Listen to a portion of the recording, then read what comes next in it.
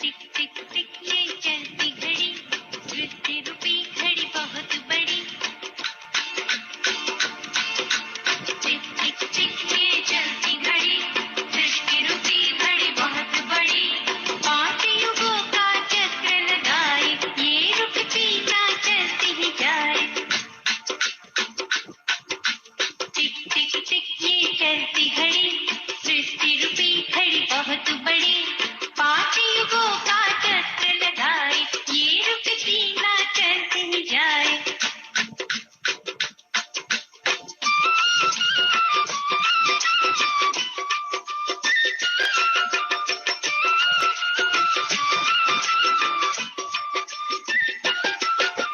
पहले सुई सतयुग पे आती, लक्ष्मी नारायण का राज्य हिलाती।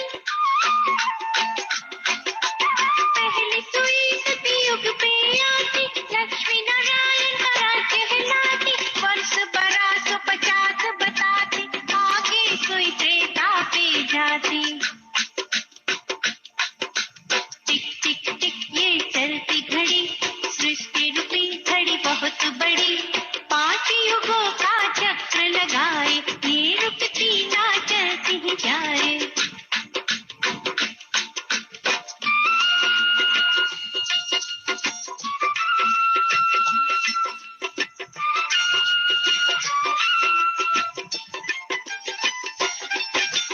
दो युग जब हो जाए पार, द्वापर युग की आई बहार।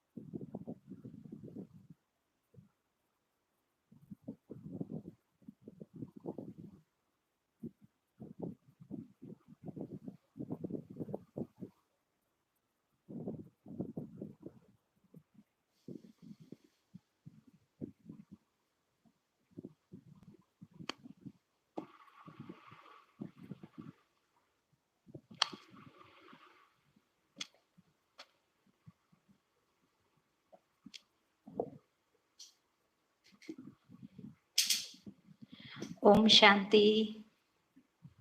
गुड मॉर्निंग सभी भाई बहनों का राजयोगा मेडिटेशन कोर्स में स्वागत है। आज हमारा 6th डे है कोर्स का और आज हम सुनेंगे वर्ल्ड ड्रामा व्हील, जिसको हम सृष्टि चक्र कहते हैं। तो आज का ये जो चैप्टर है सृष्टि चक्र या समय का चक्र, काल चक्र, इसको जानने से पहले, समझने से पहले, जो कल हमने जो चैप्टर सुनी है परमात्मा के दिव्य कर्तव्य, 3 डिवाइन एक्ट्स ऑफ गॉड, तो वो हम थोड़ा सा रिवाइज कर लेते हैं, फिर आज का हम सुनते हैं। तो जैसे कल हमने देखा कि परमात्मा जो रचयिता हैं, कैसे 3 देवताओं के द्वारा, ब्रह्मा, विष्णु और शंकर, इन तीनों के द्वारा जो उनकी रचना है, परमात्मा कैसे एक नई सृष्टि की स्थापना ब्रह्मा द्वारा और इस कलयुग का विनाश शंकर द्वारा और नई सृष्टि में पालना विष्णु द्वारा कैसे हमें मिलता है, ये हमने कल देखा था। और परमात्मा जब इस धरा पर आते हैं वो पर काया प्रवेश करते हैं, क्योंकि उसको अपना शरीर नहीं है, तो ब्रह्मा बाबा के शरीर का आधार लेते हैं, जिनका पहले नाम था दादा लेखराज, हैदराबाद के बहुत प्रसिद्ध जौहरी थे। और भगवान ने उनके अंदर बहुत सारी विशेषताएं, गुण, ये सब देखकर और उनके अंदर जिज्ञासा थी जानने की कि भगवान कौन है, कब आता है, आकर के वो क्या करता है। तो परमात्मा ने उस अनुभवी तन को चूज किया जब वो 60 साल की आयु में थे। और 1936 में स्वयं वो निराकार परमात्मा ने उनके तन में प्रवेश होकर के हमें ये सारा ज्ञान दिया है। और अभी भी आप जो सुन रहे हैं वो शिव बाबा का ज्ञान बहनों द्वारा, तो आप सभी इस ज्ञान को, जैसे हमने कल सुना, सिर्फ सुनना नहीं, इसको हमें धारण भी करना है। ये हमारा गॉडली यूनिवर्सिटी भी है और यहाँ पर हम 4 सब्जेक्ट्स पढ़ते हैं। तो इसमें विष्णु जो चित्र हमने देखा था, 4 भुजा और उसमें 4 अलंकार, तो ये 4 सब्जेक्ट्स का प्रतीक है। तो पहला सब्जेक्ट क्या था? ईश्वरीय ज्ञान, जो स्वदर्शन चक्र के रूप में दिखाया है। तो स्वचिंतन, प्रभु चिंतन, तो ये स्व का दर्शन करना, तो ये हमारा पहला सब्जेक्ट है। और दूसरा था राजयोग, जो गदा दिखाया है, तो वो है सहज राजयोग का प्रतीक, क्योंकि योग से, गदा मतलब शक्ति का प्रतीक, योग से ही मुझ आत्मा में अपरम अपार शक्तियाँ आती हैं।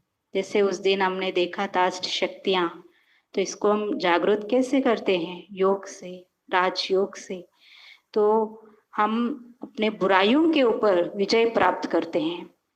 तो ये हमारा दूसरा सब्जेक्ट, मेडिटेशन या योग। और तीसरा था जो कमल पुष्प का प्रतीक, वो है दिव्य गुणों की धारणा, जो हमें अभी करनी है, क्योंकि देवताओं को कहते वो सर्व गुणों से संपन्न थे।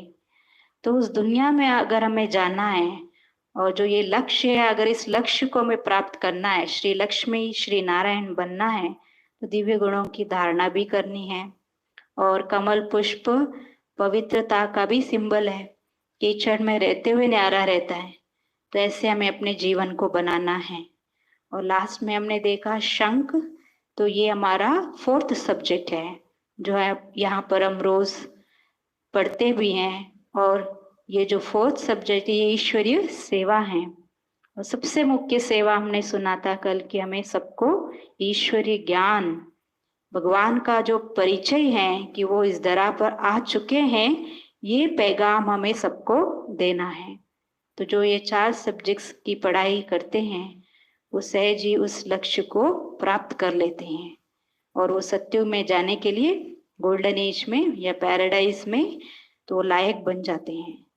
तो इसलिए गीता में कहा गया है कि परमात्मा वो अजन्मा है, अभोक्ता है, अकर्ता है। बट अजन्मा का जन्म कैसे?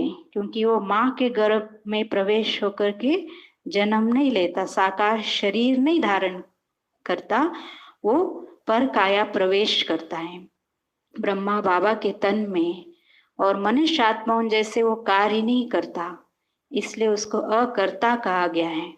जो भगवान का कार्य बहुत यूनिक है और दिव्य कर्तव्य है, जो कोई भी मनुष्य नहीं कर सकता। सत्युग की स्थापना, कलयुग का विनाश, सत्युग और सत्युग में पालना, तो ये कार्य कोई मनुष्य नहीं कर सकता। तो इसलिए जैसा शिव बाबा का जन्म दिव्य है, ऐसे उसका कार्य भी दिव्य है। और अकर्ता अकाया, उसको अपना शरीर नहीं है तो आधार लेना पड़ता है उसको। तो ये हमने कल देखा कि परमात्मा शिव बाबा जो रचयिता है, और वो जब इस धरा पर आते हैं तो वो क्या कार्य करते हैं।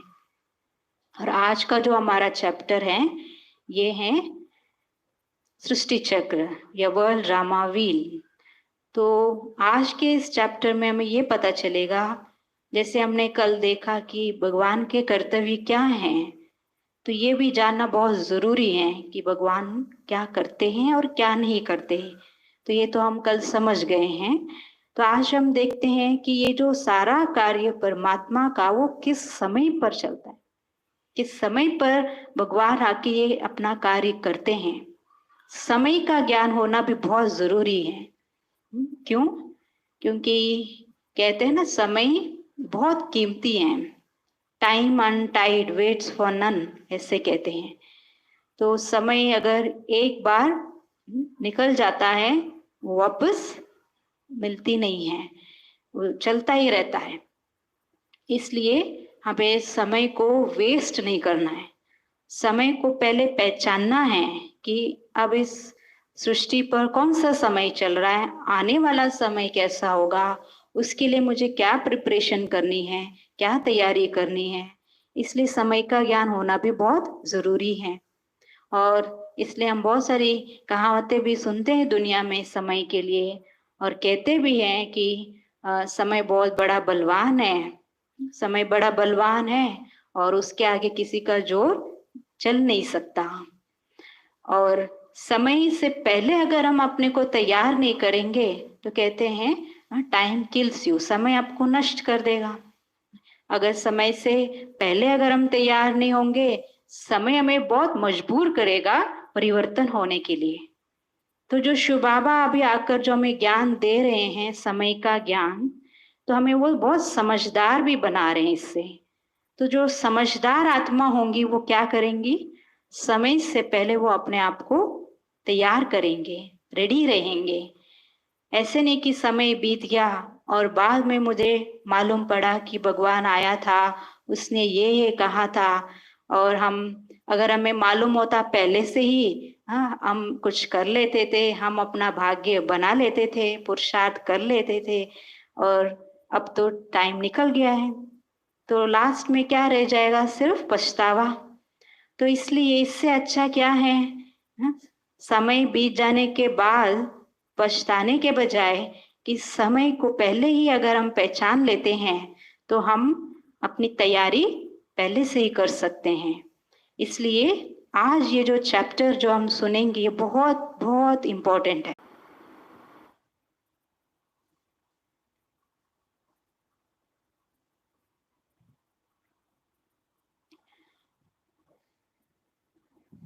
तो जीवन में जो हम ये जो तनाव, चिंताएं, हाँ, जो हम एक्सपीरियंस कर रहे हैं, तो इनसे अगर मुक्त होना है तो हमें समय का ज्ञान होना बहुत ज़रूरी है। और इसलिए हमें इस अज्ञानता की नींद में नहीं सोना है कि अभी तो टाइम बहुत है, अभी इन सब चीज़ों की ज्ञान सुनने की क्या दरकार है, अभी तो बहुत टाइम पड़ा है विनाश के लिए। नहीं, तो हमें इस अज्ञानता की नींद से जागना है। इसलिए कहते हैं भगवान आ चुका है ना, जैसे कल परसों या तरसों जो भी हम रोज सुन रहे हैं, इससे हमें ये पता चला है कि शिव बाबा इस धरा पर आ चुके हैं। तो कहीं ऐसा ना हो जाए भगवान आया और उसने अपने बच्चों का भाग्य बना लिया और जो सोए रह गए थे तो वो क्या करेंगे, पछताएंगे। इसलिए कहते भगवान जब आया था तो सोए पड़े थे क्या, जब वो भाग्य बांट रहा था। तो इसलिए हमें अपना भाग्य भी बनाना है, तो समय को पहले पहचानना पड़ेगा। तो आइए हम देखते हैं कि इस चैप्टर में भगवान हमें क्या समझाना चाहते हैं। तो वर्ल्ड ड्रामा व्हील या सृष्टि चक्र, जिसको आज का जो ये चैप्टर है, तो सृष्टि को एक चक्र कहते हैं। ये चक्र के रूप में ये जो सृष्टि है, ये सृष्टि जो नाटक जो यहाँ पर हो रहा है, ये चलता ही रहता है। जैसे इसको साइक्लिक है, चक्र मतलब क्या, साइकिल। तो कोई एक रेक्टेंगल या स्क्वायर नहीं बताया गया है, सृष्टि चक्र कहते हैं इसको हम। सृष्टि कोई स्क्वायर रेक्टेंगल नहीं कहते, सृष्टि चक्र। चक्र का अर्थ क्या है, जिसका ना आदि होता है ना अंत, जो नित्य चलता ही रहता है। जैसे समय का चक्र है ना, ये जो हम रोज अनुभव कर रहे, देखते भी हैं, घड़ी देख के अपना कार्य हम करते हैं, तो समय भी जो है वो नित्य चलता ही रहता है। ऐसे ये सृष्टि रूपी ड्रामा भी, ये भी चलता ही रहता है। तो ये आगे हम देखेंगे। तो सृष्टि चक्र, ये इसमें समय का ज्ञान हमें मिलता है। सृष्टि को चक्र, जैसे मैंने बताया, आप कोई भी चक्र लीजिए, फॉर एग्जाम्पल जो कुदरत के भी बहुत साइकिल जो बने हुए हैं। जैसे सबसे पहला हम देखते हैं कि ये जो जीवन चक्र जिसको कहते हैं, जन्म और मृत्यु का। जैसे बच्चे ने जन्म लिया और फिर धीरे धीरे वो बड़े होते हैं और एक ऐसी अवस्था आती है जहाँ पर फिर से वो आत्मा और शरीर से निकल जाती है और फिर जाके पुनः एक नया जन्म लेती है वो आत्मा। एक फिर पुनः एक बच्चे के शरीर में प्रवेश करके फिर उसका दोबारा एक नया बर्थ होता है। तो ये जो बर्थ एंड रीबर्थ का जो साइकिल है, जन्म पुनर्जन्म का ये जो चक्र है, ये भी तो चलता ही रहता है। इसको भी कोई इंसान रोक नहीं सकते। तो इसलिए इसमें भी कहते हैं ये भी एक साइकिल, जन्म और पुनर्जन्म, बर्थ एंड रीबर्थ का। और हम देखते हैं कुदरत का ये जो सीजन्स, ऋतुओं का जो चक्र है, इसमें भी हम देखते हैं 4 ऋतुएं हैं। एक सर्दी, गर्मी, बरसात और वसंत ऋतु। तो ये भी जैसे हर 3 महीने में ये भी अपना सीजन जो है, मौसम बदलता रहता है। तो कुदरत की भी देखिए कैसा ये चक्र है, ये भी चलता ही रहता है, ये भी कोई रोक नहीं सकती। इसलिए जब भी सर्दी या गर्मी या बरसात, कुछ भी जैसे मौसम चेंज होता है, पहले से इंसान जो है वो तैयारी कर लेता है। जब गर्मी बढ़ती है तब एसी, कूलर, इन सब का इंतजाम कर लेते हैं। सर्दी जब आती है तो गर्म कपड़े आदि आदि। ऐसे ये भी एक साइकिल है कुदरत का, जो ऋतुओं का जो चक्र है। 4 ऋतुएं हैं और इसमें ये 4 season, summer, winter, autumn, spring जो कहते हैं, तो ये भी चलता ही रहता है। और दूसरा जो साइकिल है कुदरत का, ये भी हम देखते हैं डे एंड नाइट का, दैट इज दिन और रात का जो साइकिल है। तो इसमें भी हम देखते हैं सुबह के बाद फिर दोपहर, इसमें भी 4 पहर है। मतलब कोई भी साइकिल आप देख सकते हैं, उसमें 4 अवस्थाएं होती हैं, ये 4 पहर होती हैं।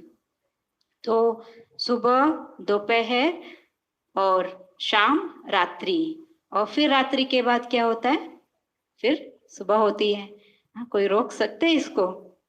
अगर कोई ये सोच के बैठ जाए पूरी रात जाग के कि मैं देखता हूँ कि सुबह कैसे हो जाता है, इतना हट करके बैठ जाए, कोई कितना भी व्रत कर ले, तप कर ले, पूजा पाठ कर ले, बट वो रोक नहीं सकता इसको।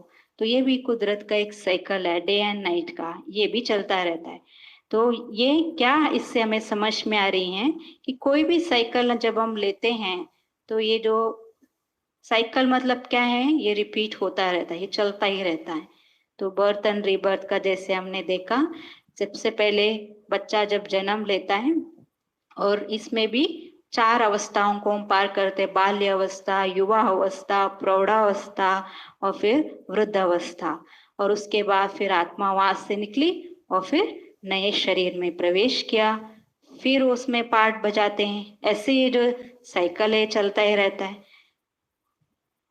ऐसे ही आज हम देखते हैं आगे कि जो भी साइकिल है उसकी जैसे 4 अवस्थाएं होती हैं और उनका जो टाइम पीरियड है, ड्यूरेशन है, वो भी जरूर होता है। जैसे जीवन चक्र का भी हमने देखा 4 अवस्थाएं, और उसके बाद वृद्ध अवस्था के बाद फिर से हम एक नया शरीर लेते हैं जब आत्मा शरीर छोड़ती है।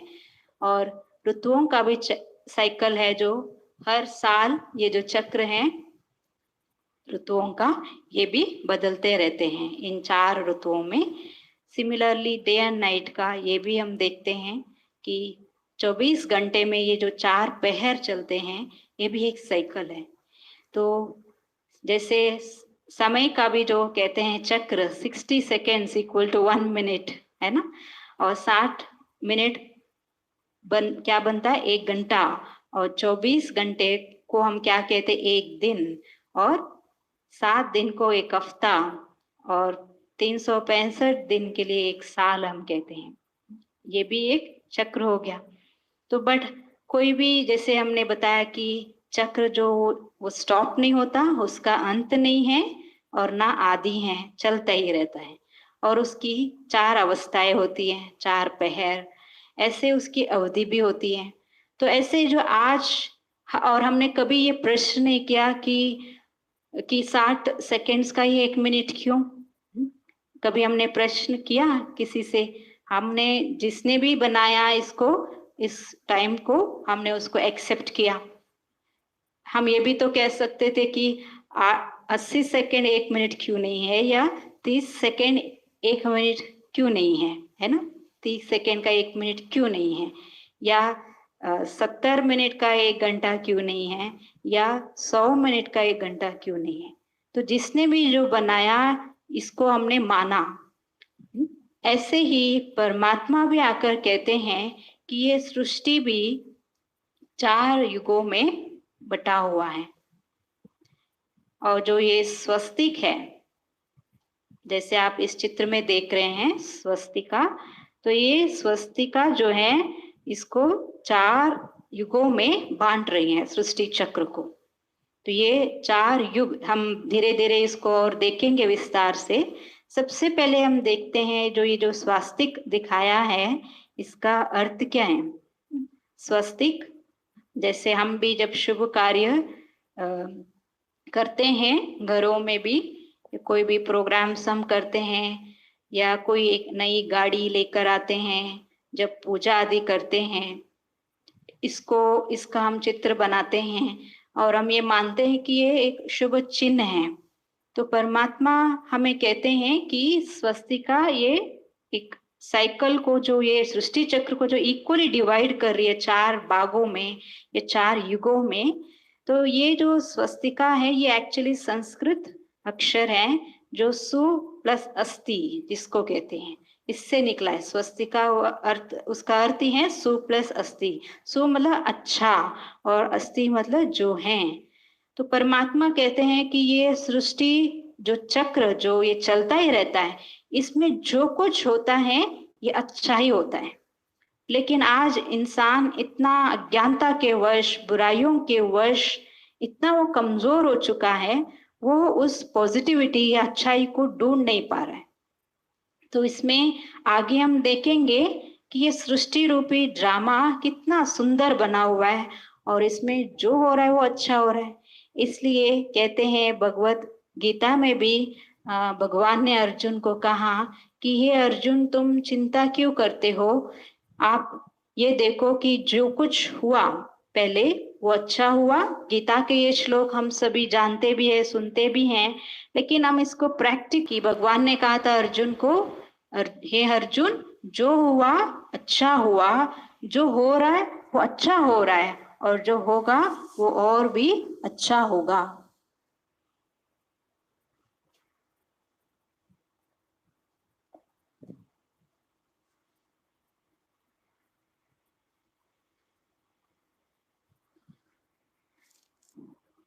तो अर्जुन ने भगवान से जब पूछा तो उन्होंने यही कहा कि जो कुछ हो रहा है वो अच्छा हो रहा है, और जो हुआ वो अच्छा हुआ, और जो होगा वो और भी अच्छा होगा। तो आगे हम देखते हैं कि इस सृष्टि रूपी ड्रामा में कैसे ये साइकिल कितना सुंदर एक्यूरेट बना हुआ है। इसमें हम आत्माएं कैसे पार्ट बजाते हैं आदि से लेकर अंत तक।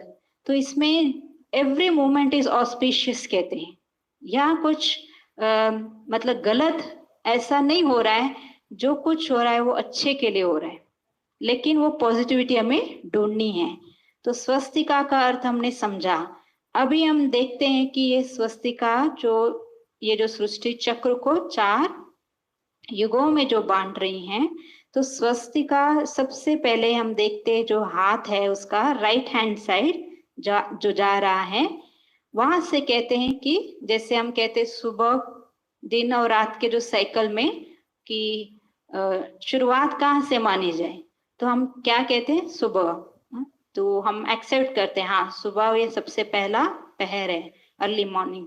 तो सुबह, फिर दोपहर, शाम, रात्रि, ऐसे जो 4 युग है वो सतयुग, त्रेता युग, द्वापर युग और कलयुग। सतयुग को आप कह सकते हैं सुबह, त्रेता युग को दोपहर, और द्वापर युग को शाम, और कलयुग को रात्रि।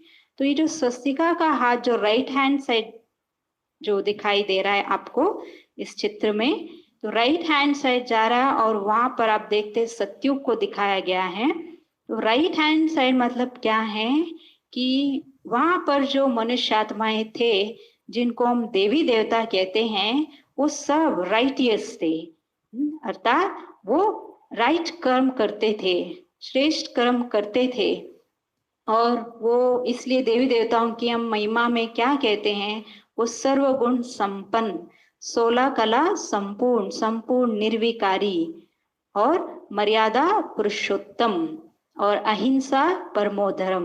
तो सतयुग मतलब सबसे पहले जब हम परमधाम घर से हम आत्माएं इस धरा पर आते हैं पाठ बजाने के लिए, सबसे पहले जो ये साइकिल का जो आदि शुरुआत है वो सतयुग से होती है। तो वहां पर हम आत्माएं एक नया चोला पहनकर, और हम अभी अभी जैसे घर से हम आए हैं परमधाम घर से, तो हमारी जो स्टेज होती है बहुत प्योर शुद्ध होती है, सतो प्रधान होते हैं, हम आत्माएं सब सतो प्रधान स्टेज में होती हैं, इसलिए सतयुग कहते हैं। सतयुग आत्मा अपने सत्य स्वरूप में थी। सत्य स्वरूप क्या है, ये जो हमने फर्स्ट डे भी सुना था, 7 गुण और दिव्य गुण और शक्तियां, कलाएं, इनसे हम संपन्न थे। तो इसलिए सर्वगुण संपन्न, 16 कला संपूर्ण कहते हैं।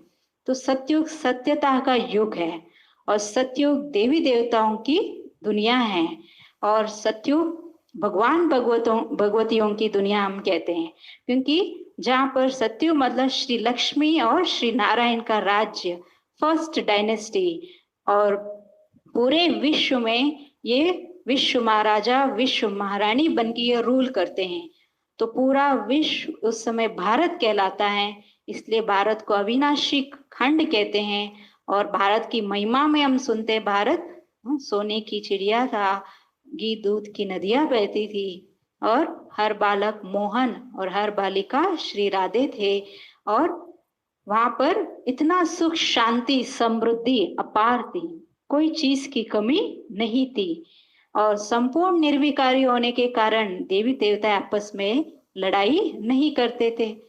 तो भगवान भगवतियों की दुनिया मतलब स्वयं शिव बाबा ने जिस दुनिया की स्थापना की ब्रह्मा द्वारा, उस दुनिया को हम कहते सतयुग, और वहां पर हम देवी देवताओं के रूप में राज्य करते हैं, और भगवान ने हमें अपने समान बनाया, इसलिए कहते हैं ये भगवान भगवतियों की दुनिया है। जैसे गॉडेसेस अनेक हैं लेकिन गॉड एक है कहते हैं, भगवान भगवतियां अनेक हैं लेकिन ईश्वर भगवान वो एक है।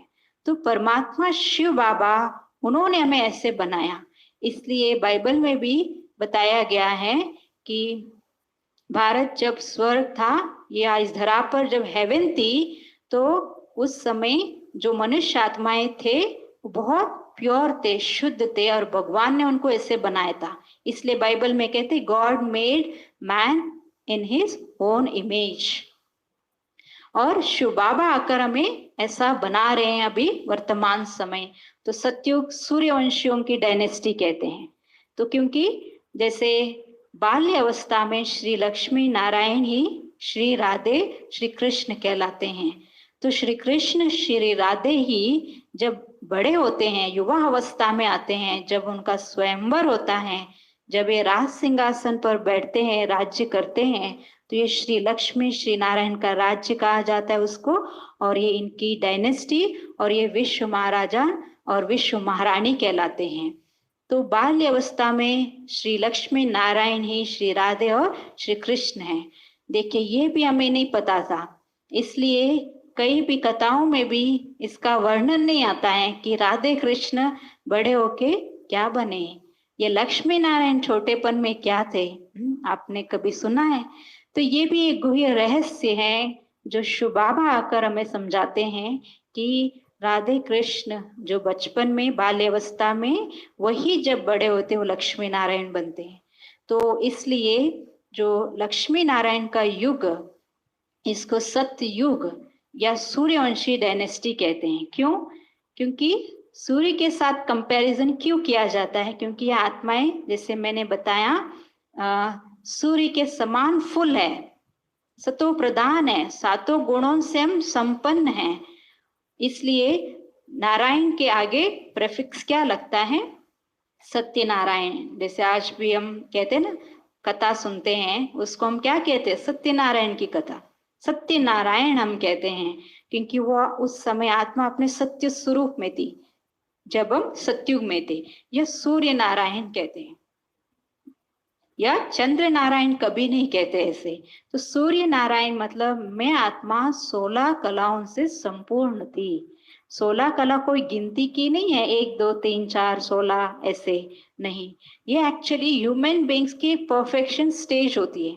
तो हम जब सत्युग में थे, हम बहुत परफेक्ट थे, हमारा हर कर्म परफेक्ट होता था। तो ये परफेक्शन स्टेज की निशानी है।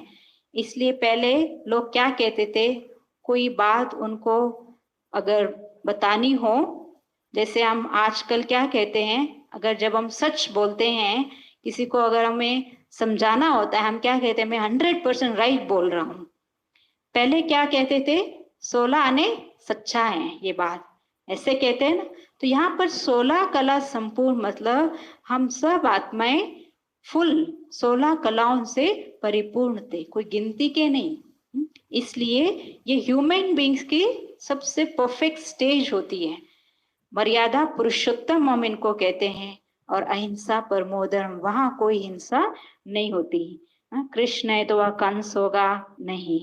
तो सतयुग ये देवी देवताओं की दुनिया, भगवान भगवतियों की दुनिया, सत्यता का युग है। इसलिए हर धर्म के लोग इस दुनिया को याद भी करते हैं। जैसे हिंदू धर्म में सतयुग स्वर्ग वैकुंठ कहते हैं, क्रिश्चियनिटी में हेवन पैराडाइज कहते हैं, मुस्लिम धर्म में बहिश्त जन्नत कहते हैं, और सिख धर्म में सचखंड कहते हैं। तो ये है वो दुनिया है जो स्वयं शिव बाबा आकर अभी इसकी स्थापना कर रहे हैं। तो स्वस्तिका का हाथ राइट हैंड साइड, जब सब कुछ अच्छा था, बहुत सुखी थे, एक राज्य था, लक्ष्मी नारायण का राज्य, एक धर्म था। और एक धर्म मतलब इस धर्म का नाम क्या है? जब हम सभी सत्युग में होंगे तो हम किस धर्म के कहलाते हैं? आदि सनातन देवी देवता धर्म। और एक ही भाषा होती है, प्योर हिंदी, देवनागरी भाषा कहते हैं ना। तो ये है सतयुग। और जैसे कहते हैं जो परिवर्तन जो है ये संसार का नियम है, change is a continuous process कहते हैं। तो परिवर्तन होता आ रहा है, अभी भी हो रहा है और आगे भी होगा। तो जब हम सतयुग में होते हैं, हम हमेशा उस परफेक्ट स्टेज में ही नहीं रहते, धीरे धीरे हम नीचे उतरते हैं। तो यहाँ पर हम देखते हैं स्वस्तिका का हाथ थोड़ा भी नीचे को आ रहा है, भले राइट हैंड साइड ही है पर थोड़ा सा नीचे झुका हुआ है। तो इस युग को हम क्या कहते हैं? अब सतयुग। जैसे मैंने बताया, स्वस्तिका सृष्टि चक्र को 4 भागों में इक्वली डिवाइड कर रही है और 4 युग, हर एक युग की आयु जो है वो 1250 वर्ष और टोटल इस सृष्टि चक्र की आयु 5000 वर्ष। इसको हम आगे और क्लियर करते हैं। तो जब 1250 वर्ष सतयुग का समय बीता, श्री लक्ष्मी नारायण का राज्य पूरा हुआ, तो फिर हम आए त्रेता युग में। तो सबसे पहले परमधाम से जब हम आत्माएं सतयुग में आते हैं, कहते हैं टोटल पॉपुलेशन सतयुग की 9 लाख होती है जनसंख्या। तो वहां से जब हम त्रेता युग में आते हैं, सतयुग की आत्माएं भी जन्म पुनर्जन्म के चक्र में वो नीचे आ रहे हैं त्रेता युग में, और भी आत्माएं ऐड भी हो रहे हैं परमधाम से, और आत्माएं त्रेता युग में भी एंट्री कर रहे हैं। तो त्रेता युग मतलब किसका राज्य? श्री सीता और श्री राम का राज्य। तो इसलिए त्रेता युग का जो राज्य होता है श्री सीता राम, इस डायनेस्टी को हम कहते हैं चंद्रवंशी डायनेस्टी, और इनको हम कहते हैं 14 कलाधारी। पहले हम कितने कलाओं से संपूर्ण थे? 16 कला, और चंद्रवंशी डायनेस्टी में हम कितने हो जाते हैं? 14। 2 कला कम हो गई, अर्थात कि 2 कला मतलब जैसे हम रोज सुबह आप सभी जैसे मोबाइल आप चार्ज करते हैं, तो सुबह आप थोड़ा बहुत आप उसको यूज करते हैं और दोपहर तक क्या होती है, उसकी बैटरी थोड़ी सी कम होती है, ज्यादा नहीं, थोड़ा बहुत। ऐसे सतयुग से जब हम त्रेता युग में आए तो हमारी आत्मा की शक्तियां भी थोड़ी सी कम हुई। मतलब त्रेता युग मतलब जहां थोड़ा बहुत त्रुटियां, कमी आई जरा सा, लेकिन फिर भी दोनों युगों को हम स्वर्ग, हेवन, जन्नत, बहिष्ठ ही कहते हैं।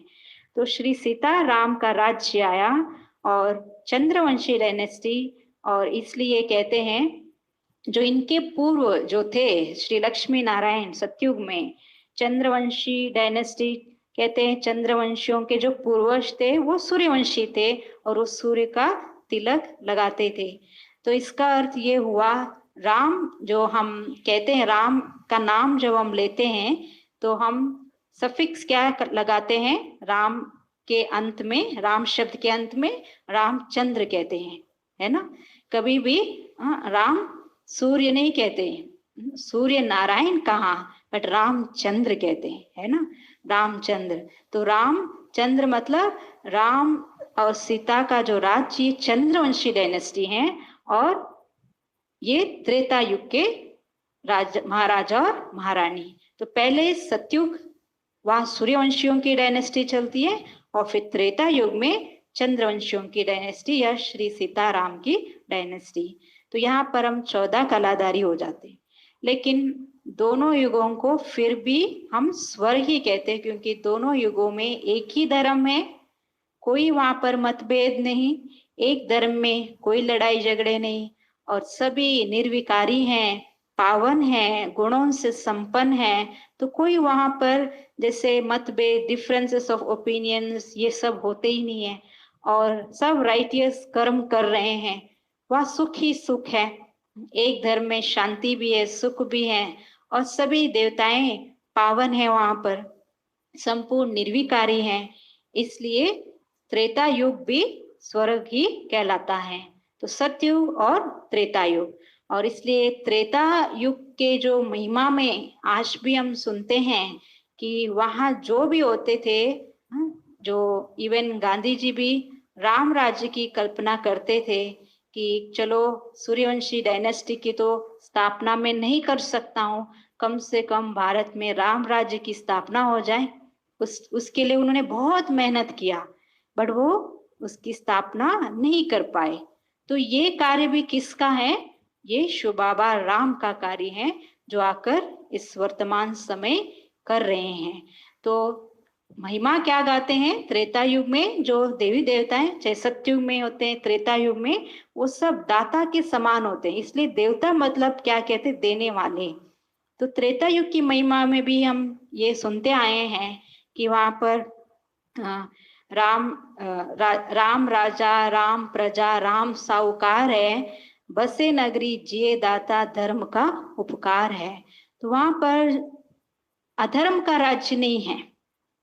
सब देवताएं दाता के समान बहुत प्यार से रहने वाले, एक दूसरों को सहयोग देने वाले, तो इसलिए उस दुनिया को हम स्वर्ग, हेवन, पैराडाइज कहते हैं। और वही हम पहले क्या समझते आए कि पहले श्री राम राज्य चला और उसके बाद द्वापर में श्री कृष्ण आए, और आज हमें ये गुह्य रहस्य पता चल रहा है कि सबसे पहले सतयुग में श्री कृष्ण और श्री राधे जो प्रिंस प्रिंसेस है, राजकुमार राजकुमारी, तो वही बड़े होके लक्ष्मी नारायण बनते हैं। और धीरे धीरे जन्म पुनर्जन्म के चक्र में आते आते जब सतयुग का 1250 वर्ष पूरा हुआ, त्रेता युग आया, तो वहां पर श्री सीताराम का जो राज्य शुरू हुआ। और यहाँ पर वही जो देवी देवताएं हैं, सतयुग वाले भी त्रेता युग में आते हैं, और परमधाम से और आत्माएं भी इसमें ऐड हो रहे हैं। ऐसे पॉपुलेशन बढ़ती गई, इसलिए कहते त्रेता युग के अंत तक 33 करोड़ देवी देवताएं हो जाते हैं इस भारत भूमि पर। इसलिए ये भी तो हम महिमा में सुनते आए हैं, भारत की महिमा में, कि 33 करोड़ देवी देवताएं भारत में राज्य करते थे। तो ये है हमारा जो मुख्य लक्ष्य कि हमें ऐसा बनना है, श्री लक्ष्मी नारायण। और फिर आगे जब हम लक्ष्य सतयुग में आएंगे तो फिर त्रेता युग में भी आएंगे। और उसके बाद हम देखते हैं कि समय की सुई और आगे बढ़ी, मतलब समय जो है वो हमेशा एक जैसा ही नहीं रहता है। पहले सतयुग था, फिर त्रेता युग आया, और अब जो है द्वापर युग आ गया। तो द्वापर युग में हम देखते हैं स्वस्तिका का हाथ जो है वो लेफ्ट हैंड साइड जा रहा है। जैसे हमने अभी पहले देखा राइट हैंड साइड, मतलब जहाँ सब कुछ अच्छा था, इसलिए हम राइट हैंड जो है हमेशा अच्छे कार्य में, अच्छे कार्य के लिए, अच्छे कार्य करने के लिए हम हमेशा राइट हैंड यूज करते हैं, चाहे आशीर्वाद देने के लिए, पूजा आदि करने के लिए, या हम प्रसाद लेते हैं या देते हैं, हम हमेशा राइट हैंड अच्छे कार्य के लिए यूज करते हैं। तो सतयुग त्रेता युग जो है वो वहां जो भी आत्माएं थी वो राइटियस कर्म करते थे, वो धर्म का राज्य, धर्म का ही वहां पर बोलबाला है। और वही जब द्वापर युग आया, कहते अधर्म का राज्य शुरू हो गया। क्यों ऐसे कहा गया है? क्योंकि सतयुग त्रेता में जो भी देवताएं होते हैं वो सब देह अभिमानी नहीं, वो आत्म अभिमानी होते हैं, सोल कॉन्शियस होते हैं। इसलिए उनका जो मोह शरीर के साथ ना होने के कारण वो स्व इच्छा से वहां पर शरीर छोड़ते हैं। और देवी देवताओं का जन्म भी बहुत पवित्रता से, पवित्रता के बल से होता है। और वही द्वापर युग जब आया, कहते हैं शास्त्रों में कि ये जो 33 करोड़ देवी देवताएं पहले राज्य करते थे, वो ही देवी देवताएं वो वाम मार्ग में चले गए, अर्थात वो पतित या विकारी बन गए, या देह अभिमान में आ गए। और इस देह अभिमान में आने के कारण ही वो स्त्री और पुरुष के बाण में आ जाते हैं। वही पहले तो हम भले हम वहां भी राज्य करते थे, वहां भी एक पवित्र ग्रस्त आश्रम था, सतयुग और त्रेता युग में भी, वहां भी पति पत्नी बच्चे परिवार एक पूरा डायनेस्टी प्रजा सब होते हैं, लेकिन वहां पर सबकी दृष्टि इतनी पवित्र, कोई वहां पर विक्रम नहीं करते हैं, सब निर्विकारी हैं। और वही जब द्वापर युग आया, हम सब देह अभिमान में आने के कारण कहते हैं या हम 5 विकारों के वश होते जाते हैं। देवी देवता धीरे धीरे, एकदम से भी नहीं। तो द्वापर युग इसलिए कहते हैं द्वापर, यही द्वापर वर्ड इसको हमें समझना है। द्वापर मतलब 2 पुरों का आरंभ, एक राइटियसनेस और एक अनराइटियसनेस, एक धर्म एक अधर्म, जैसे दोनों साथ साथ चल रहा है, धर्म का कार्य और अधर्म का कार्य कर्म दोनों। इसलिए जो देवी देवताएं बॉडी कॉन्शियस में आने के कारण, वो पतित होने के कारण धीरे धीरे उनके अंदर ये सारे अवगुण बुराइयां बढ़ने लगती हैं, और इसलिए वो अपने जीवन में दुख शांति एक्सपीरियंस करना शुरू कर देते हैं। और तभी जब हम दुख शांति का हम अनुभव करना शुरू करते हैं इन 5 विकारों के वश, तभी हम भगवान को याद भी करना शुरू करते हैं। और वही देखे जब हम सत्युग त्रेता में थे तो हम भगवान को करते थे याद? बिल्कुल नहीं। क्यों नहीं करते थे? क्योंकि हम वहां बहुत सुखी थे, सुख शांति समृद्धि बेशुमार था हमारे पास। भगवान को याद करने की जरूरत ही नहीं थी, हम खुद ही पूज्य थे। और अब जब द्वापर युग में हम क्या बन जाते हैं? पुजारी। मांगना शुरू करते हैं, भक्ति करना शुरू करते द्वापर युग से ही।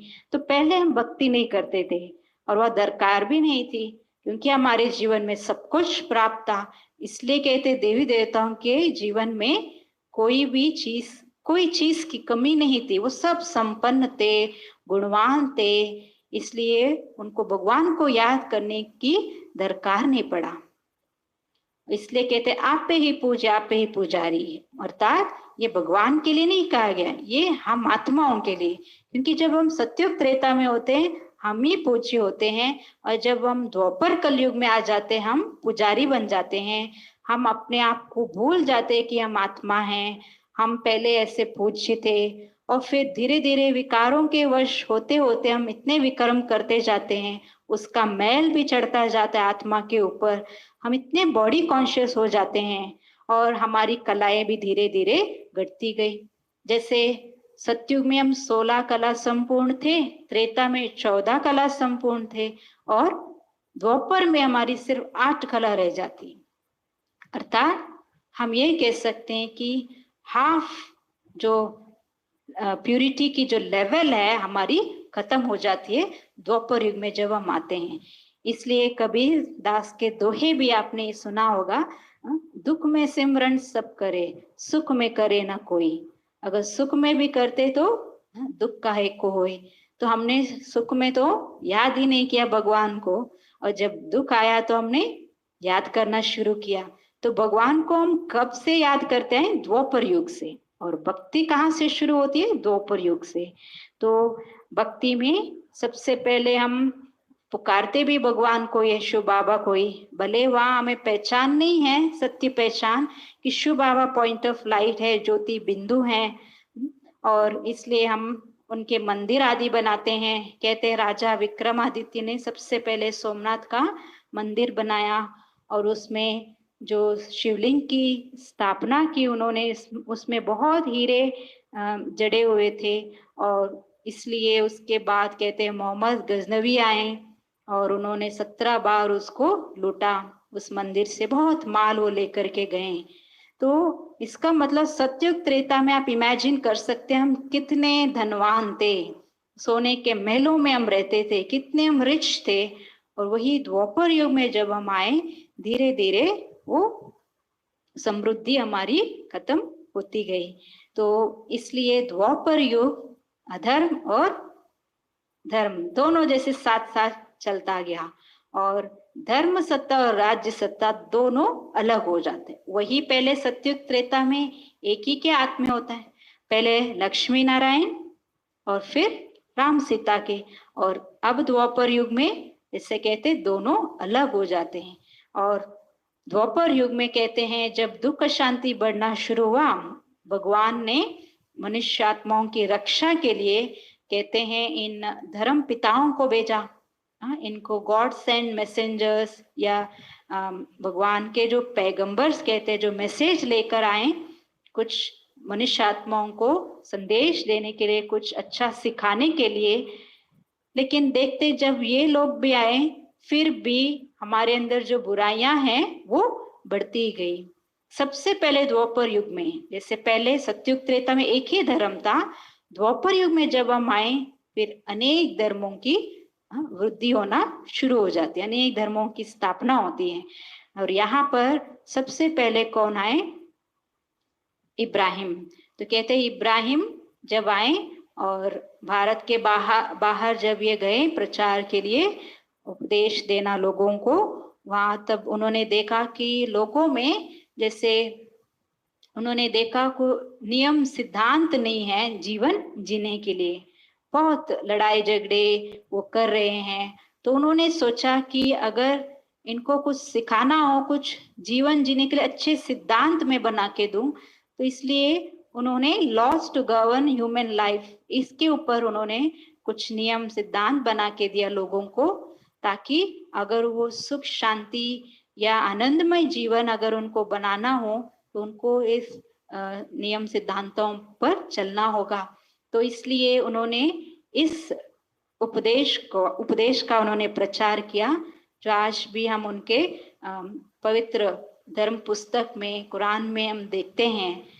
और तब भी लोग जो है उन्होंने जो समझाया उसको सच्चे अर्थों में समझ नहीं पाए, क्योंकि एक तो बॉडी कॉन्शियस में है ही, और दूसरा जो 5 विकार है ये और हावी हो रहा है।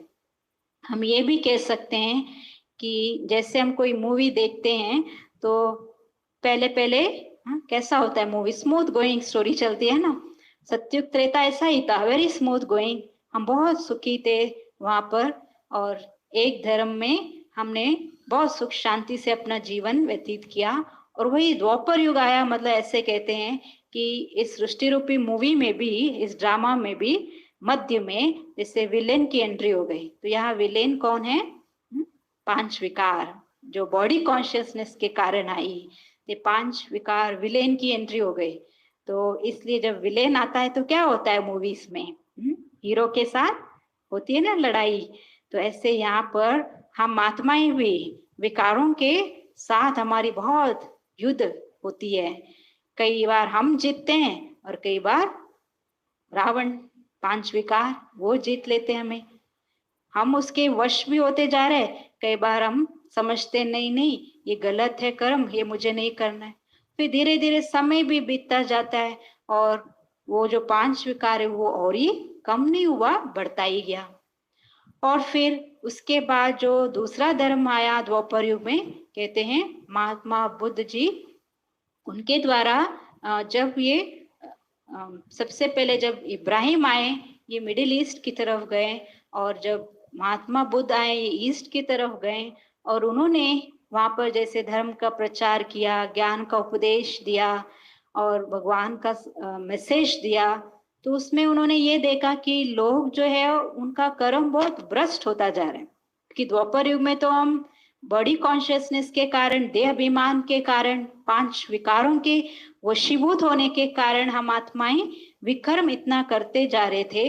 तो उन्होंने ये देखा कि लोगों के जीवन में जैसे दया चीज की कोई नाम ही नहीं है, इतना वो हिंसा कर रहे हैं, जीव जंतुओं को भी, पशुओं को भी, प्राणियों को मार के काट के खा रहे हैं।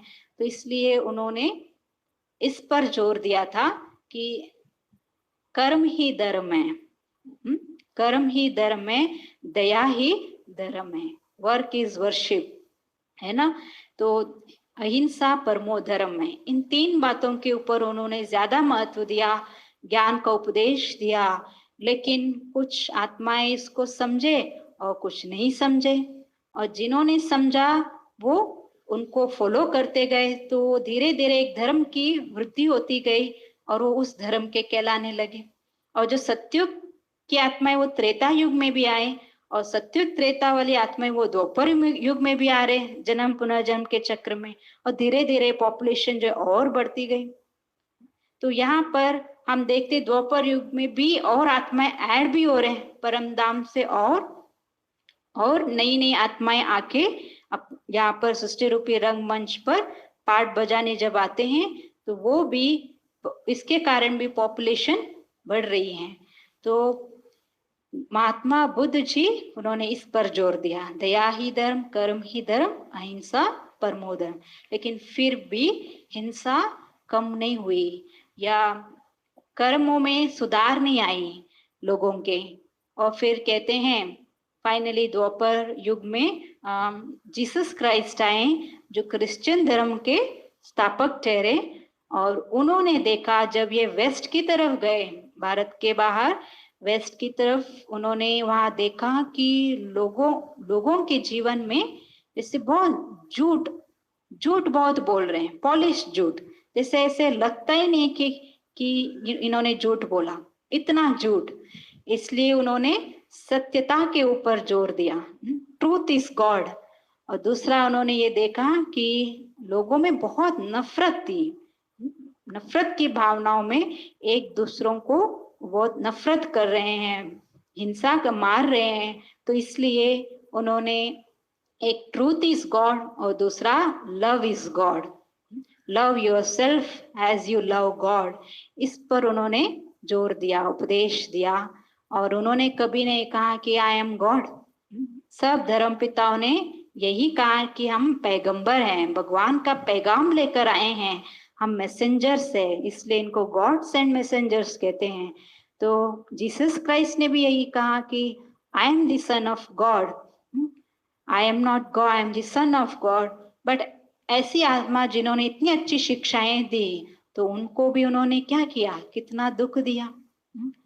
वो कील ठोक ठोक के उनको कितना दुख दिया, और उस कारण जब उन्होंने शरीर छोड़ा उस समय भी उन्होंने भगवान को, शिव बाबा को उन्होंने याद किया, जीसस क्राइस्ट ने भी।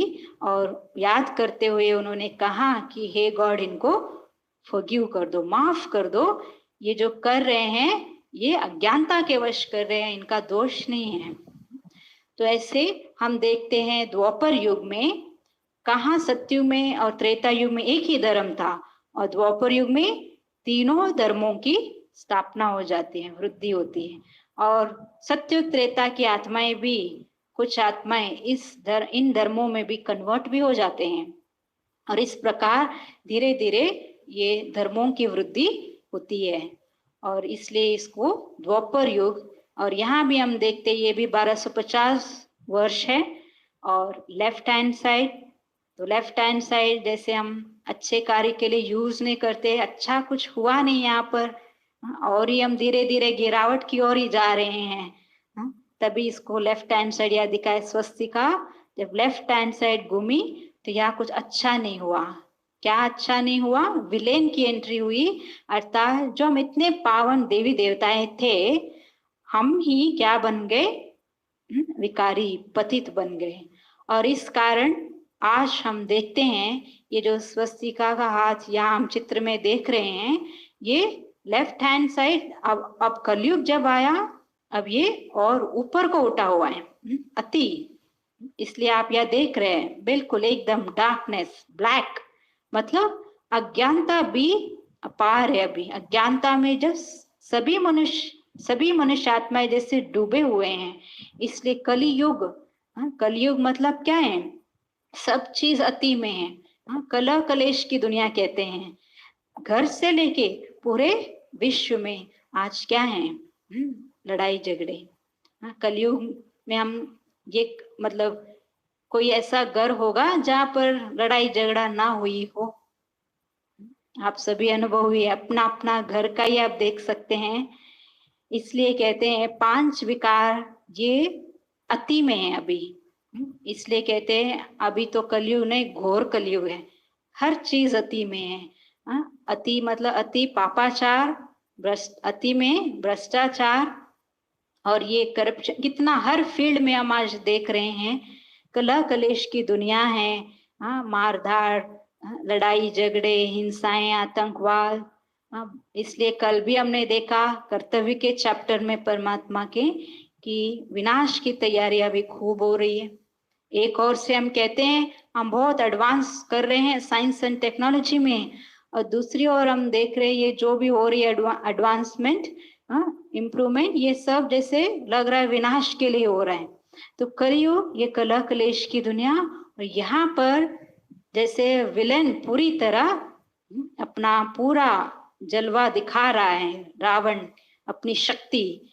तो इसलिए आत्मा में वो जो कलाएं थी, पहले 16 सतयुग में, फिर त्रेता में 14 और द्वापर में 8, और अब कलयुग में आके कहते हमारी कलाएं बिल्कुल नील हो गए, जीरो कला, नो कला, कलाहीन बन जाते हैं। तो कलयुग इसलिए कहते हैं, शास्त्रों में भी इसका बहुत सारी निशानियां बताते हैं कि गाय जो है विष्ठा खाएगी, मतलब कलयुग का अंत का समय आप कब मान सकते हैं कि ये कलयुग है और ये अंत का समय है? आप सभी ये निशानियां देख भी रहे हैं, तो यही तो कलयुग का अंतिम समय है। गाय विष्ठा खाएगी और अनाज जो है पुड़ियों में बिकेगा, केशों का श्रृंगार होगा, और कन्याएं मुख से वर मांगेंगी। तो ये सब तो आज हम देख भी रहे हैं। तो ये कलयुग नहीं तो और क्या है? तो शिव बाबा कहते ये घोर कलयुग है, अज्ञानता का युग है। एक तो हम आत्माएं इतने बॉडी कॉन्शियस में आकर हम अपने आप को भी भूल गए कि मैं आत्मा हूँ। जो हमने कोर्स में पहला दिन जो हमने सुना था आत्मा का चैप्टर, तो आत्मा स्मृति जो है वो हम विस्मृत हो गए और बिल्कुल हम बॉडी कॉन्शियस हो गए हैं। और इस कारण 5 विकार जो है वो अति में है। आज बड़े क्या, छोटा बच्चा भी, उसमें भी हम देखते हैं भले परसेंटेज कम होंगी, बट उसमें भी विकारों की, जैसे बहुत बच्चा भी आज जैसे कहते हैं पेरेंट्स भी गुस्सा करता है ना। दे अभिमान बहुत है बच्चों में भी आजकल। क्या इंटरनेट, क्या मतलब टीवी सीरियल्स मूवीज, तो इन सब के कारण हम सब की जो प्यूरिटी है वो बिल्कुल खत्म हो चुकी है। तो परमात्मा कहते ये घोर कलयुग, अज्ञानता का युग, हम अपने को भूल गए और उस पिता परमात्मा को भी भूल कर बैठे हैं। और इसलिए ये दुख शांति बढ़ने का कारण यही है। इसलिए परमात्मा कहते हैं मैं ऐसे समय पर इस धरा पर अवतरित होता हूँ। तो भगवान का अवतरण कब होना चाहिए? सतयुग में, त्रेता युग में, द्वापर युग में या कलयुग के अंत में? जैसे सतयुग में तो वहां की भगवान को हमने याद ही नहीं किया, शिव बाबा को हमने याद ही नहीं किया, जरूरत भी नहीं थी। त्रेता युग में भी हम बहुत सुखी थे और द्वापर युग में तो वहां तो शुरुआत ही हुई है बुराइयों की। वहां भी अगर भगवान आके कहता कि विकार बुरी चीजें छोड़ो, तो हम तो सुनते ही ना उसका। धर्म पिताओं का ही हमने नहीं सुना। तो फाइनली जब कलयुग आया और कलयुग के अंत में जब हम सभी मनुष्यात्मा इतने दुखी और अशांत और अज्ञानता के वश हैं, तो परमात्मा कहते अब मैं जब आऊंगा और ज्ञान सुनाऊंगा तब तो आत्माएं सुनेंगे, क्योंकि ये अंत का समय चल रहा है और अब आत्माएं सुनने के लिए तैयार भी होंगे। तो परमात्मा अभी देखो इस सृष्टि रूपी ड्रामा में उनका आने का भी पार्ट जो है, समय जो है वो फिक्स्ड है, निश्चित है। तो सतयुग त्रेता द्वापर कलयुग, ये जो आप देख रहे चित्र में जो व्हाइट कलर में आप देख रहे हैं, जैसे ये गोल्डन सतयुग गोल्डन कलर और ये त्रेता युग सिल्वर एज कहते हैं, सतयुग को गोल्डन एज कहते हैं और द्वापर युग को कॉपर एज कहते हैं और कलयुग को आयरन एज कहते हैं, क्योंकि लोहे समान बुद्धि हो गई हम सबकी, है ना। तो ये जो लास्ट का जो इस समय है ना कलयुग का ही, इसको कहते हैं संगम युग। जो आप देख रहे चित्र में कि ये भी एक सृष्टि रूपी घड़ी है, वर्ल्ड क्लॉक। इसमें हमें समय के बारे में हमें ज्ञान मिल रहा है आज। अभी समय कौन सा चल रहा है और आने वाला समय कैसा होगा और उसके लिए मुझे क्या तैयारी करनी है। जो आज मैंने शुरू में बताया था कि समय का ज्ञान होना ये भी बहुत जरूरी है। और भगवान आके जो सतयुग की स्थापना वो इस समय करते हैं, इसलिए इस युग को कहते हैं संगम युग। क्योंकि जैसे 2 नदियों का मिलन होता है उसको भी संगम कहते हैं ना, ऐसे यहाँ 2 युगों का मिलन हो रहा है, एक कलयुग का अंत और दूसरा सतयुग का आदि। तो ये जो बीच का जो समय, इसी को ही कहते हैं पुरुषोत्तम संगम युग। इसका पूरा नाम है पुरुषोत्तम कल्याणकारी संगम युग। वैसे तो संगम सतयुग त्रेता के बीच में भी हो रहा है और त्रेता द्वापर के बीच में भी हो रहा है और द्वापर कलयुग के बीच में भी हो रहा है, लेकिन इन संगम में भगवान नहीं आते। भगवान कहाँ आते हैं? कलयुग और सतयुग के संगम में, बीच में, कलयुग और सतयुग के बीच जो संगम होता है, इसलिए इस संगम को कहते हैं पुरुषोत्तम कल्याणकारी संगम युग, जहां पर मैं आत्मा पुरुष उत्तम पुरुष बनने का पुरुषार्थ करती हूँ और वो हमें करना भी है। और कल जैसे हमने देखा 4 सब्जेक्ट्स, तो ये जो 4 सब्जेक्ट्स के ऊपर जो हम अभी पुरुषार्थ करेंगे, जो आत्माएं प्रतिदिन ज्ञान सुनते हैं और उस ज्ञान को सुनकर अपने अंदर धारण करते हैं, योग लगाते हैं, परमात्मा से अपना कनेक्शन जोड़ के आत्मा को बहुत शुद्ध पवित्र बनाते हैं, गुणों से शक्तियों से संपन्न करते हैं और जो ईश्वरीय सेवा करके अपना भाग्य बनाते हैं, तो ये 4 सब्जेक्ट्स की पढ़ाई हम इस युग में करते हैं। इसलिए संगम युग को डायमंड एज भी कहते हैं, क्योंकि ये बहुत ही अमूल्य समय है। सतयुग तो आएगा, लेकिन वहां हमारा जो पद होगा वो निर्धारित कैसे होगा? इस समय के पुरुषार्थ अनुसार। इसलिए संगम युग को डायमंड एज कहते हैं। तो गोल्डन से भी कीमती हो गया ना डायमंड एज। डायमंड कीमती होता है, मतलब सोना से। तो सोना जो है वो गोल्ड, सतयुग वो गोल्डन एज है, लेकिन सतयुग से भी वैल्यूएबल जो है वो ये वाला जन्म जो हम अभी ब्राह्मण बने हैं, ब्रह्मा मुख वंशावली ब्राह्मण। शिव बाबा ने हमें ज्ञान दिया थ्रू ब्रह्मा बाबा के तन में प्रवेश होकर के, और हमें इसलिए कहा जाता है ब्रह्मा कुमार ब्रह्मा कुमारी। तो हम ब्राह्मण जब इस संगम युग पर ये पुरुषार्थ करते हैं उत्तम पुरुष बनने का, 4 सब्जेक्ट्स की पढ़ाई बहुत अच्छे से हम पढ़ते हैं, तब हम सत्युग में जाके ऐसा देव पद, ऊंच पद हम प्राप्त करते हैं। तो इसलिए ये जो समय है संगम युग, ये बहुत ही अमूल्य है और भगवान का कार्य इसी समय पर होता है। तो भगवान के कार्य में आप सभी मददगार बनेंगे ना, अपना भाग्य बनाएंगे। ऐसा ना हो जाए कि भगवान आया था और उसने सतयुग का जो कार्य है उसने वो पूरा कर लिया, अब तो उसका जाने का समय आ गया है और हम बैठे रहे, अज्ञानता की नींद में सोए रहे और हमने नहीं बनाया अपना भाग्य, तो लास्ट में क्या होगा? सिर्फ पछतावा।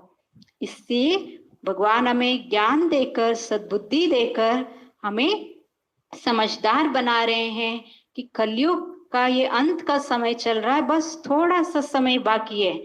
जैसे इस घड़ी में आप देख रहे हैं 12 बजने में बस 2 मिनट रह गए। ऐसे सत्युग आने में बहुत कम समय है, विनाश की तैयारियां भी खूब हो चुकी है। इसलिए भगवान कहते हैं जो करना है अभी कर लो, अभी नहीं तो कभी नहीं। ये अमूल्य समय हमें गंवाना नहीं है। तो ये जो आज का ये चैप्टर, ये जो ड्रामा है परमात्मा कहते हैं, इसमें 4 युग, जिस युग में हम आत्माएं, इन सारे युगों में हम पाठ बजाते बजाते अब आके पहुंच के कलयुग के अंत में। अब ये संगम युग आ चुका है, शिव बाबा आ चुके हैं इस धरा पर, ब्रह्मा तन में हमें ये ईश्वरीय ज्ञान और राजयोग की शिक्षा दे रहे हैं। और जब हम इन शिक्षाओं पर चलेंगे, अपने को पावन बनाएंगे, तब हम उस दुनिया में चलने के लिए लायक बनेंगे। इसलिए संगम युग ये बहुत ही मूल्यवान युग है। इसको कॉन्फ्लुएंस एज या ऑस्पिशियस एज कहते हैं। इस समय बहुत ही वैल्यूएबल है, ये जन्म भी हमारा बहुत वैल्यूएबल है, और इस जन्म में ही, इस शरीर में रहकर ही हमें सारा पुरुषार्थ भी करना है। तो एक तो हमें अपने अंदर प्यूरिटी को बढ़ाना है। जैसे कहते हैं कि कलयुग का जैसे विनाश होगा तभी सतयुग आएगा, तो कलयुग का महाविनाश, इसकी भी तैयारियां जैसे हो चुकी है। कल भी हमने सुना था, और जैसे कहते हैं कि फर्स्ट वर्ल्ड वॉर और सेकेंड वर्ल्ड वॉर दोनों हो चुका है। अब कहते तीसरा विश्व युद्ध होगा तो ये दुनिया बचेगी नहीं। तो इसका मतलब तीसरा विश्व युद्ध, इसको फाइनल 3rd वर्ल्ड वॉर कहते हैं, क्योंकि ये महाभारत युद्ध का समय है। चारों ओर पापाचार, भ्रष्टाचार, अत्याचार ये सब हो रहा है। अज्ञानता के वश मनुष्य आत्माएं अज्ञानता की नींद में सो रहे हैं, और परमात्मा कहते हैं जागो।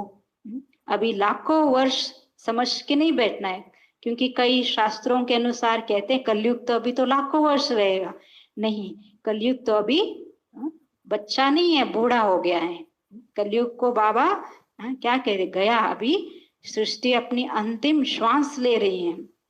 जैसे कोई डेथ बेड पर होते हैं, बस अभी जाने ही वाला है व्यक्ति वेंटिलेटर पर रखते हैं ना, ऐसे परमात्मा भी कहते हैं कलयुग अभी बस जाने ही वाला है, सत्युग आने ही वाला है, इसलिए हमें अपनी तैयारी करनी है और उसके लिए समय को पहचानना है।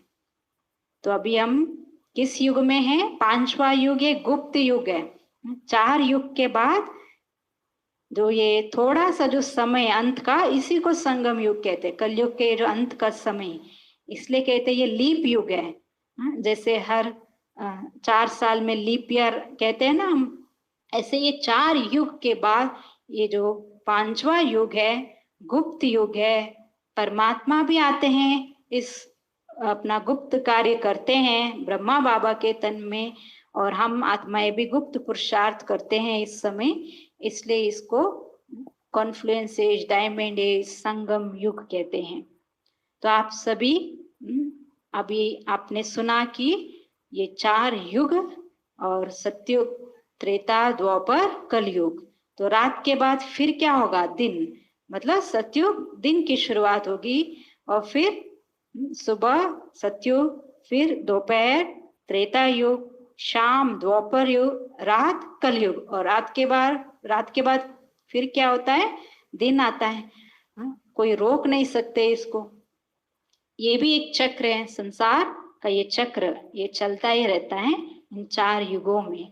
पर सिर्फ संगम युग पर भगवान आके हमें मनुष्य से देवता बनाते हैं। इसलिए गुरु ग्रंथ साहिब में भी गुरु नानक देव जी ने कहा है कि ये जो कर्तव्य सिर्फ भगवान ही कर सकता है, मनुष्य से देवता के करत न लागे वार। तो ये कार्य कौन करते हैं? मनुष्य से देवता हमें कौन बनाते हैं? शिव बाबा। तो इसलिए हम क्या थे? सत्युग में देवी देवता थे, और अभी हम कितने साधारण और पतित हो गए हैं। अब फिर से हमें ऐसे बनना है, और बनाने वाला कौन है? स्वयं शिव बाबा। और वो आकर हमारी अभी कैरेक्टर बिल्ड कर रहा है। जैसे कलयुग में लोग क्या कहते हैं? पहले तो इतनी बुराइयां, विकार नहीं था लोगों में, तब लोग यही कहते थे कि पहले अगर कुछ धन की कमी हो जाती थी तो लोग क्या कहते थे कि धन गया तो कुछ नहीं गया, तन गया तो कुछ गया, और अगर कैरेक्टर गया, चरित्र गया तो सब कुछ गया, ऐसा कहते थे। और अब के कलयुगी मनुष्य लोग क्या मानते हैं या क्या कहते हैं कि धन गया तो सब कुछ नहीं, धन गया तो कुछ गया, तन गया तो कुछ नहीं गया, और चरित्र गया तो कुछ नहीं गया, ऐसे कहते। तन गया तो कुछ गया, और धन गया तो सब कुछ गया। इसलिए भगवान कहते हमें अपने अंदर कैरेक्टर बिल्ड करना है, मतलब अपने कर्मों को श्रेष्ठ बनाना है, दिव्य गुणों की धारणा करनी है, और योग से अपने आत्मा को बहुत प्योर बनाना है। इसी में हमारी सेफ्टी है, प्यूरिटी की शक्ति हमें बढ़ानी है। तो टोटल इस युग की हम देखते हैं वर्ल्ड ड्रामा की 5000 वर्ष का ये साइकिल है, और कहीं ना कहीं 5000 वर्ष का ये जो जिक्र किया हुआ हर धर्म में, कि ये जो बाबा आज हमें बता रहे गुप्त रहस्य, गुह्य रहस्य, इसकी आयु सृष्टि चक्र की 5000 ईयर्स। हिंदू धर्म में कहते हैं महाभारत युद्ध हुए 5000 वर्ष हुआ।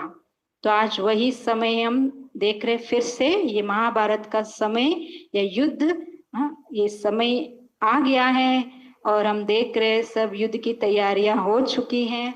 और कहते हैं कि महाभारत का समय अब आ चुका है। कैसे इसको आप समझ सकते हैं? जब घर घर में महाभारत का युद्ध होगा। तो आज हम देख रहे ये भी हो रहा है।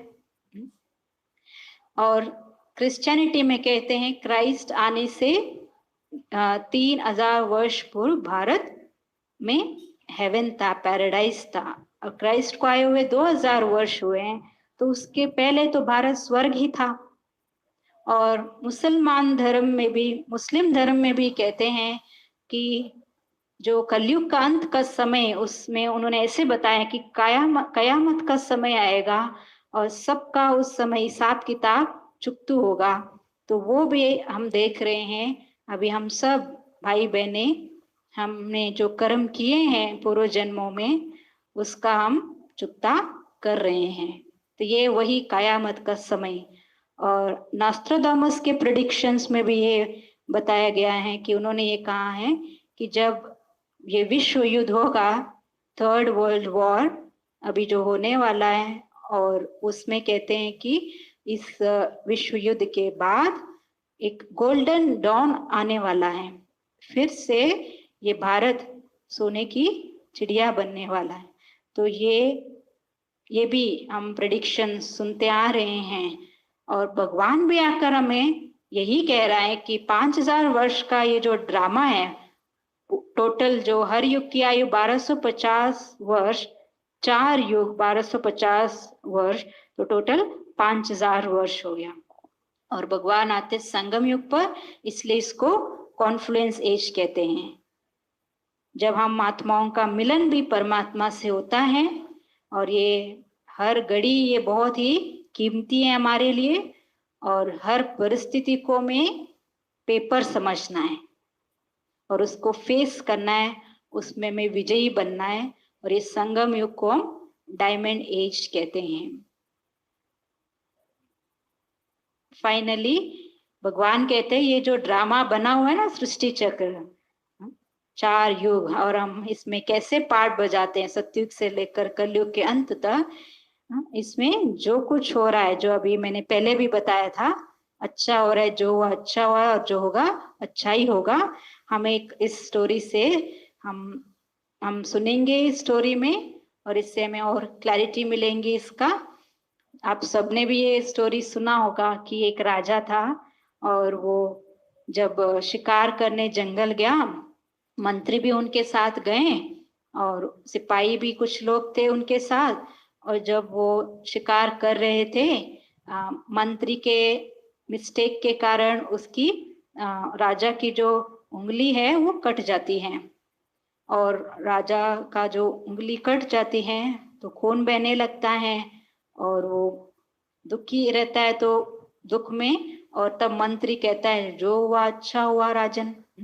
अब राजा जो है उसको बहुत गुस्सा आता है, खून बह रहा है और मंत्री कह रहा है जो हुआ अच्छा हुआ। उसको बहुत गुस्सा आता है और सिपाहियों को कहता है कि इसको जाके महल में फिर से कारागृह में डाल दो, इनको जेल में डाल दो। तो वो सिपाही लोग उसको लेकर मंत्री को जाते हैं कारागृह में डालने। और आगे जो है राजा वो अकेले ही जाता है जंगल में शिकार करने के लिए। और जब वो बहुत दूर चला जाता है जंगल में, तब वो देखता है कि वहाँ जो जंगली लोग होते हैं वो भी कुछ त्योहार मना रहे होते हैं, और उस समय देवी के ऊपर नर बलि चढ़ाने के लिए एक मनुष्य का जैसे इंतजार कर रहे होते हैं। और उन्होंने इस राजा को जब पकड़ लेते हैं और तब जब बलि चढ़ाने के लिए ले जाते हैं, तब वो देखते हैं कि राजा की उंगली जो है वो कटी हुई है, तो उनको खंडित मानते हैं। खंडित बलि नहीं चढ़ाया जाता है देवी के ऊपर, इसलिए राजा को वो छोड़ देते हैं। और राजा को मंत्री की बात याद आती है, जो हुआ अच्छा हुआ, मैं बच गया। और फिर जब वो वापस महल आता है और कारागृह से जब मंत्री को बाहर निकालता है और जब वो आपस में मिलते हैं, तो तब भी ये सारी बातें जब राजा मंत्री को कहता है, तब भी मंत्री यही कहता है कि राजन जो हुआ बहुत अच्छा हुआ।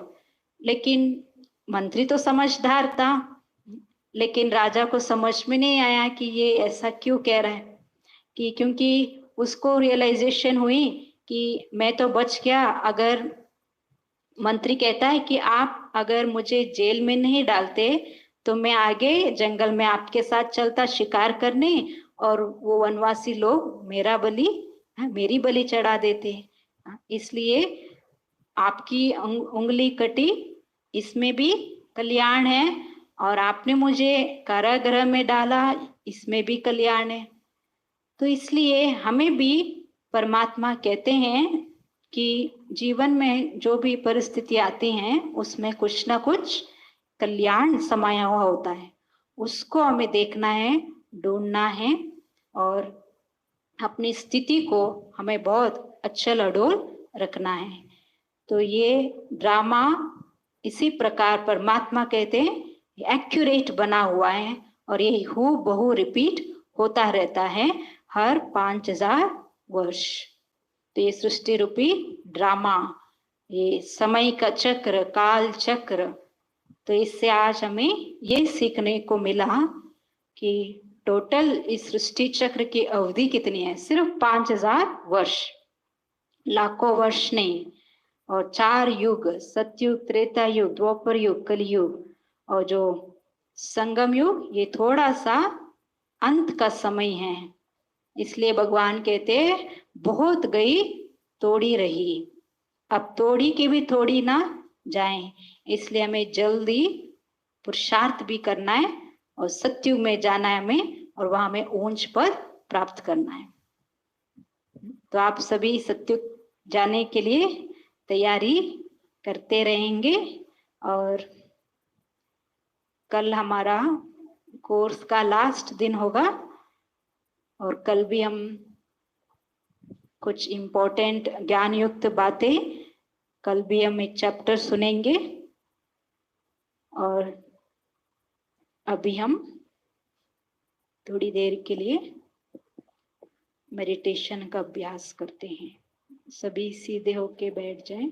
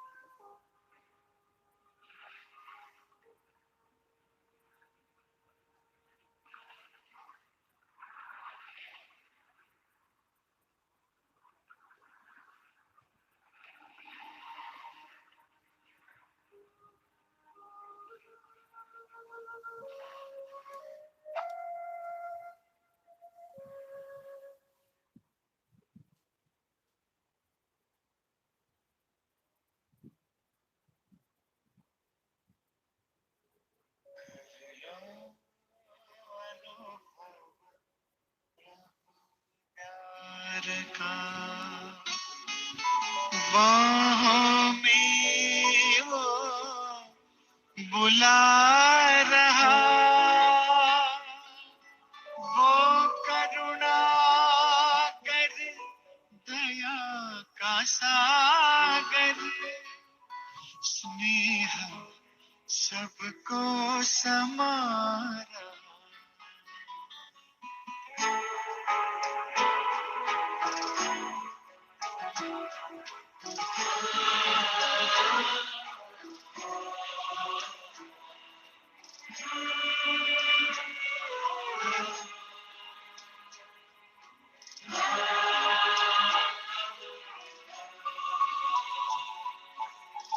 कर लो अनुभव प्रभु प्यार का,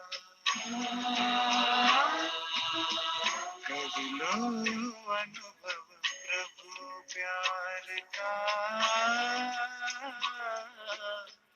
कर लो अनुभव प्रभु प्यार का। बाहों में वो बुला रहा, वो करुणा कर दया का सागर, स्नेह में सबको समा रहा, स्नेह में सबको समा रहा। आओ प्रभु शरण आओ,